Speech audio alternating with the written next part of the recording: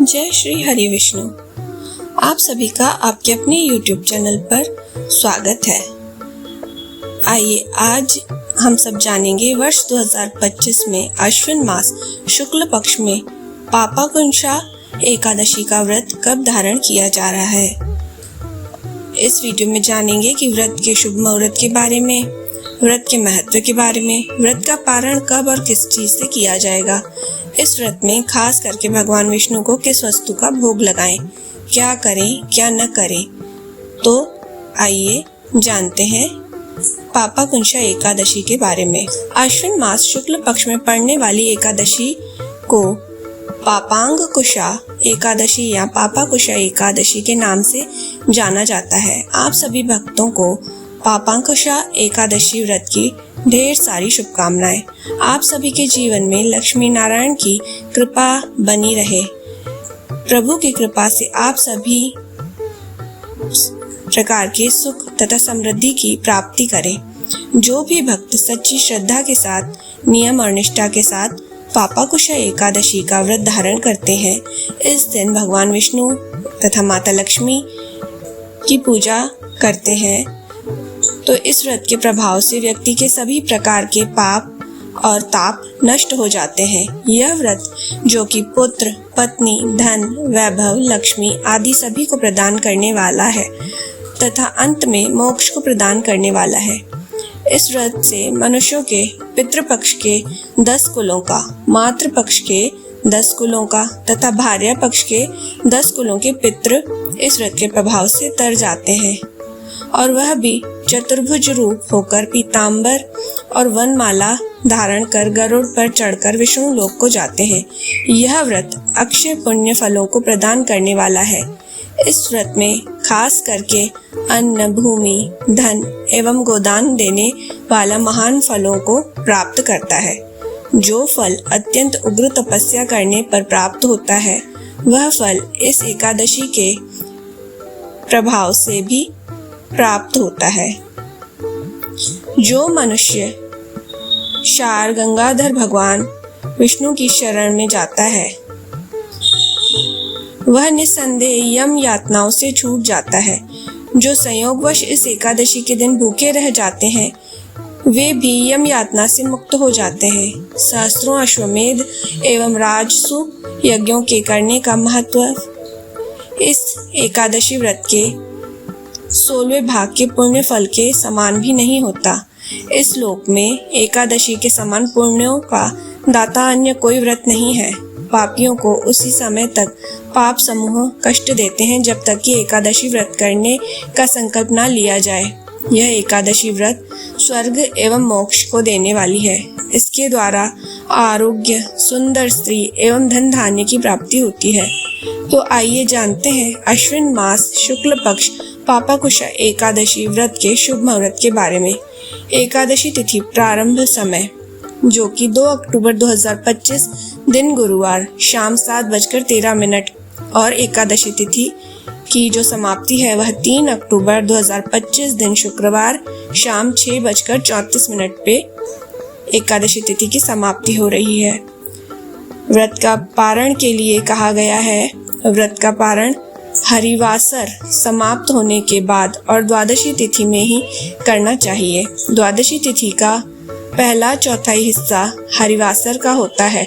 द्वादशी तिथि प्रारंभ समय 3 अक्टूबर 2025 दिन शुक्रवार शाम 6:35 पर और द्वादशी तिथि की जो समाप्ति है वह 4 अक्टूबर 2025 दिन शनिवार शाम 5:10 पे समाप्त हो रही है।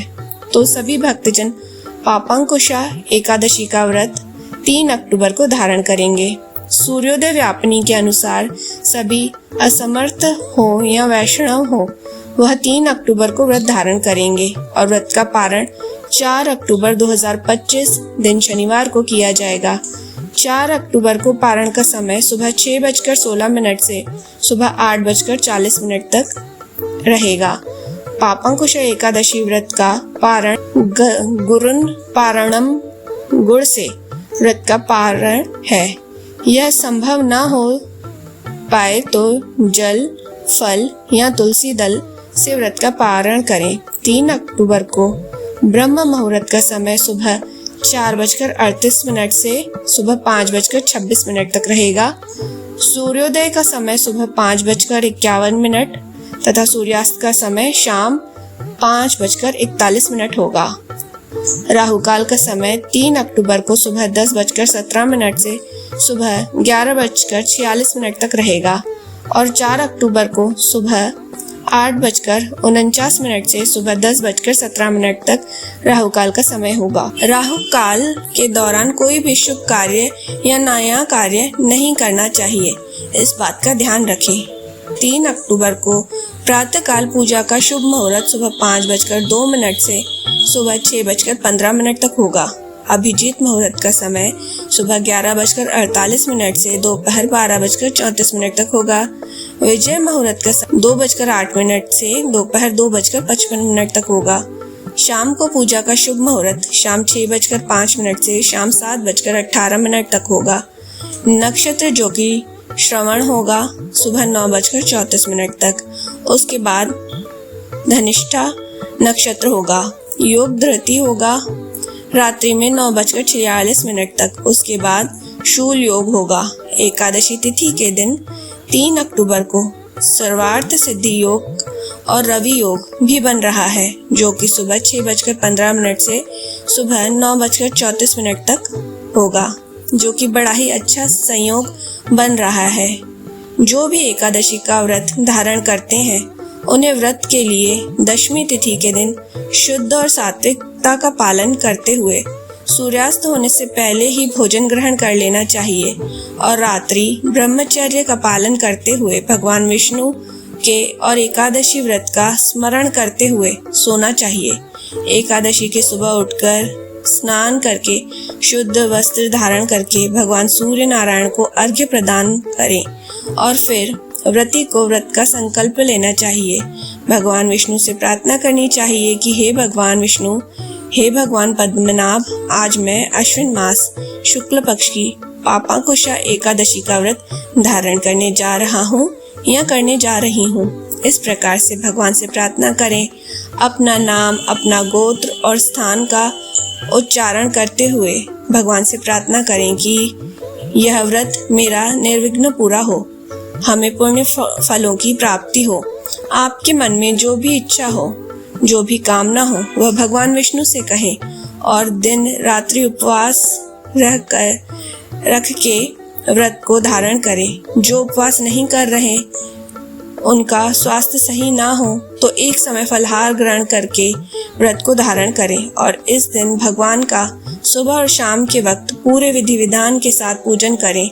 इस दिन भगवान का जल से अभिषेक करें, पंचामृत से अभिषेक करें, शुद्ध गंगा जल से अभिषेक करें, भगवान को पीला वस्त्र चढ़ाएं, यज्ञोपवीत अर्पित करें, फिर भगवान को काले तिल अर्पित करें, जौ चढ़ाएं, तुलसी दल चढ़ाएं, भगवान को पीले पुष्प या कमल का पुष्प मिल सके तो कमल का पुष्प अर्पित करें, पुष्पों की माला अर्पित करें, फिर धूप और दीप दिखाएं। अनेक प्रकार के नैवेद्य आदि भगवान को अर्पित करें। दूध से बने हुए वस्तुओं हो या अभी के मौसम में जो भी ऋतुफल आ रहे हों, भगवान को भोग लगाएं। खास करके पापांकुशा एकादशी के दिन भगवान को केले का भोग अवश्य ही लगाएं और तुलसी दल डाल के भगवान को भोग लगाएं और इस प्रसाद को, जो कि केले को बाद में प्रसाद के रूप में ग्रहण करना चाहिए, यह अनंत फलदायी माना गया है। नैवेद्य का भोग लगा के भगवान को जल से आचमी कराएं।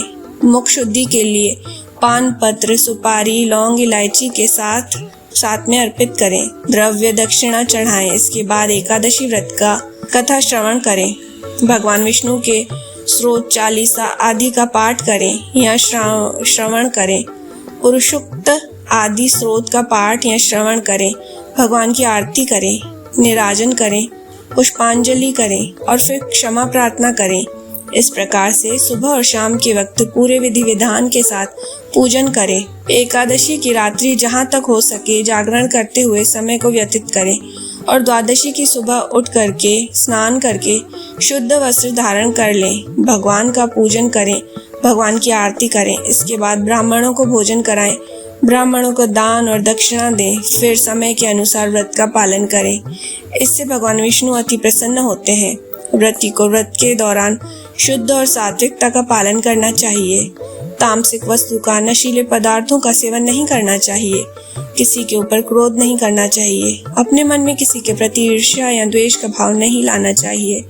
व्रत के दौरान ओम नमो भगवते वासुदेवाय या श्री कृष्ण गोविंद हरे मुरारी आदि जपते रहना चाहिए। इस दिन झूठे व्यक्तियों से या धूर्त व्यक्ति आदि से दूरी बनाकर रखें। अगर कभी भी कोई गलती हो जाए तो भगवान सूर्य नारायण का दर्शन करके भगवान विष्णु से क्षमा याचना मांगनी चाहिए। इससे भगवान विष्णु अपने भक्तों के सभी प्रकार के पापों को नष्ट कर देते हैं। जब व्यक्ति के पाप और ताप नष्ट हो जाते हैं तभी उनके पुण्यों का उदय होता है। इसके बाद ही सांसारिक सुखों की प्राप्ति होती है। तो आशा करती हूँ कि यह जानकारी आपको अच्छी लगी होगी, लाभदायक लगी होगी। ऐसे ही ज्ञानवर्धक जानकारी प्राप्त करने के लिए मेरे चैनल से जुड़े रहिए। अगर आपको आज का वीडियो पसंद आया हो तो इसे लाइक, शेयर और चैनल को सब्सक्राइब अवश्य करें। भगवान श्री हरि विष्णु की आप सभी पर कृपा बनी रहे। जय श्री हरि विष्णु।